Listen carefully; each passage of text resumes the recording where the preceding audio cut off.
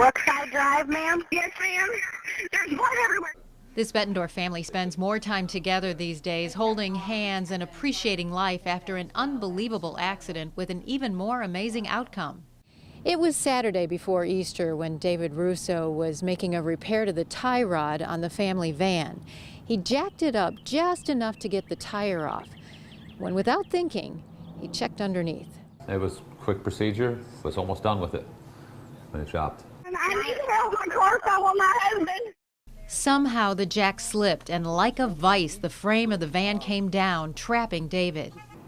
Instant pressure, a lot of pressure to my head. He tried to relieve that pressure by pushing up on the vehicle using his arms and even his legs, but he was no match for the 3,500 pounds of steel, so he started yelling for help. David's weak voice went unnoticed by everyone inside except for the family dog, Diego. But Diego kind of barked, but then I told him to stop, but he wouldn't, so I looked, and then I said, Mom, come here. I lost it, and I panicked, and all I knew what to do was just scream. That's when Natalia, a first grader, made a life-saving decision. She grabbed her mom's phone, dialed 911, and then handed the phone back to her mother. Another one. I need an ambulance now. David, come to me. My 7-year-old is a lot better than me. She just took control for me and gave me that 1 second to just calm down. He was working on my car and the jack went and the car fell on him. I need help really bad. Help arrived, including a neighbor who jacked the van back up. But the amazing story doesn't end there. David's injuries were serious. His skull was fractured in multiple places. The emergency room doctors told Allison Russo that the injuries could be fatal. I desperately tried to search for my reflection in anything as they wheeled me through the hospital to see what my face looked like, whether my eye was there, and I could see the looks on everyone's faces. Days later, David woke up in the hospital. Unable to talk because of a breathing tube, he scribbled these words to his family. Wasn't even concerned with himself. He wrote, I love you. How are the kids? David was back home with his wife and kids after just 5 days in the hospital. Allison calls David her superhero. She even bought him a Superman t-shirt after the accident. But don't expect this man of steel to be crawling under a van of steel anytime soon. He can pump gas and change windshield wiper blades, but that's about it. He can wash it a whole bunch. In Bettendorf, Marcia Lenz, KWQC TV6 News.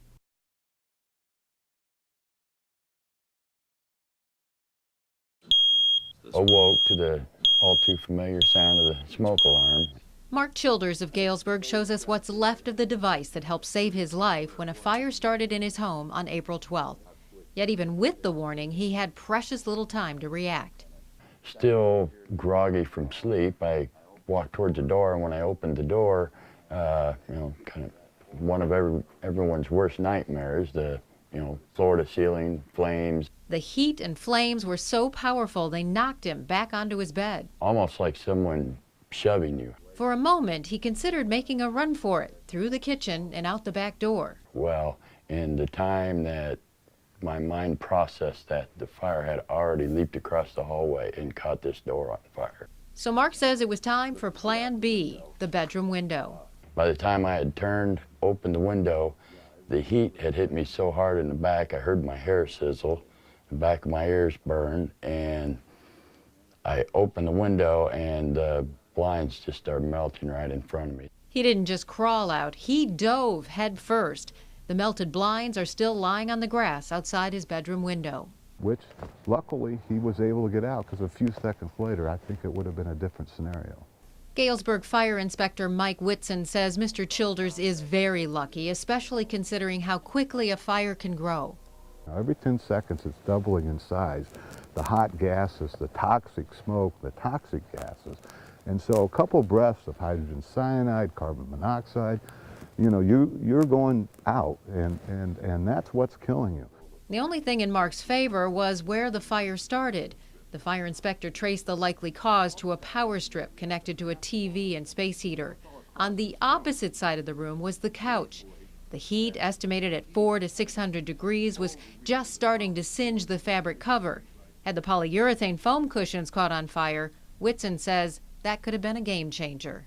They compare polyurethane foam, roughly 6 pounds of that, to a gallon of gasoline. The speed and ferociousness of the fire, it's just unbelievable.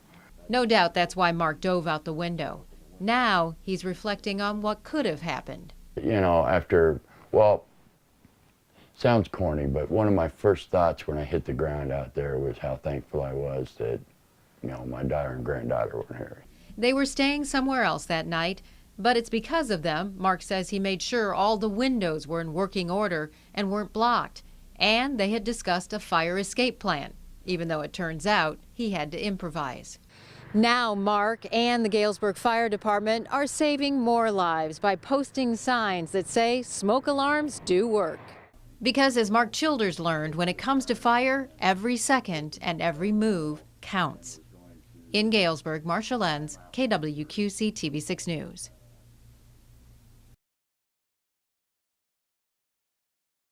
It happened on October 24th. It was the last nice night for bike riding. A nice night turned into a nightmare for Jennifer Lear. She was riding on the back of a motorcycle in Davenport when a man driving a van turned and struck them broadside. When he hit us, it initially broke both of our legs, and then evidently he just didn't stop.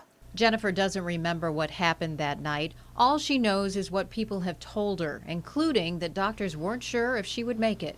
I had severe head trauma.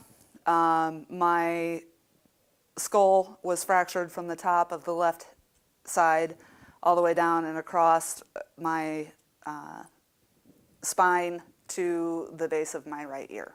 Jennifer was still conscious, and her reaction to the injuries was violent. She unwittingly put up a physical fight with medics at the scene and again at the hospital.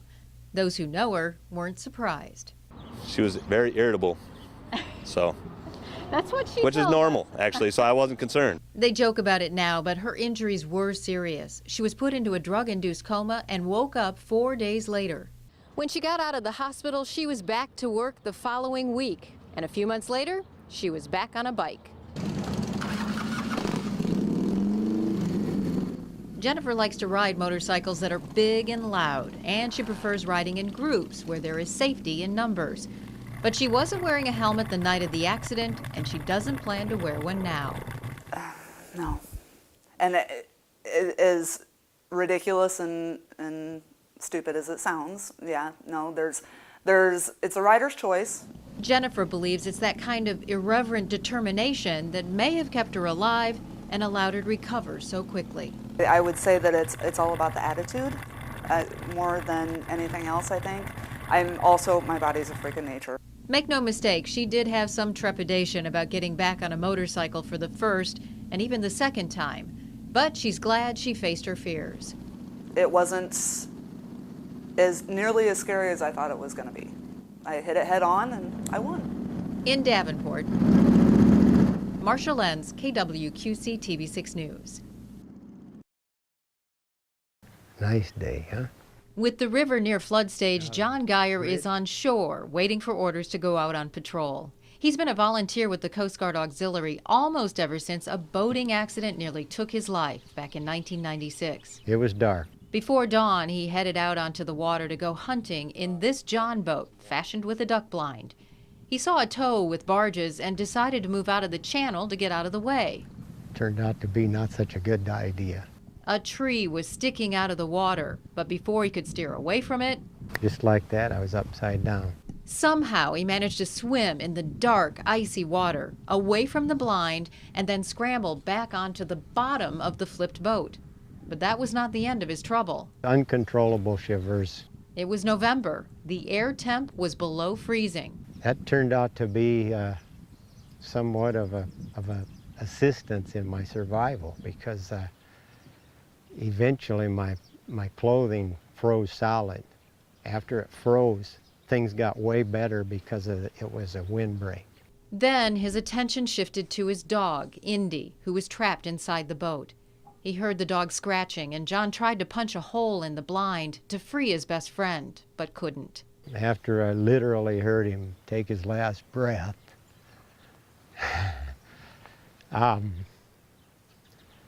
then my thought was, you know, what am I gonna do? He thought about trying to swim to shore, but he knew the water was too cold. So he watched and waited, hoping to flag down other hunters or fishermen. When his waves for help went unnoticed for a third time, he started to lose hope. Talked to the man upstairs a lot. 3 hours passed, and John had to stand on the boat with his back to the wind the entire time. And every time I tried to get down, the wet pants would touch my skin and I'd start shaking again. But the same thing that put John in peril would eventually help save his life. He was spotted by a passenger on a passing tow, and he knew the ordeal was over when the pilot sounded the horn.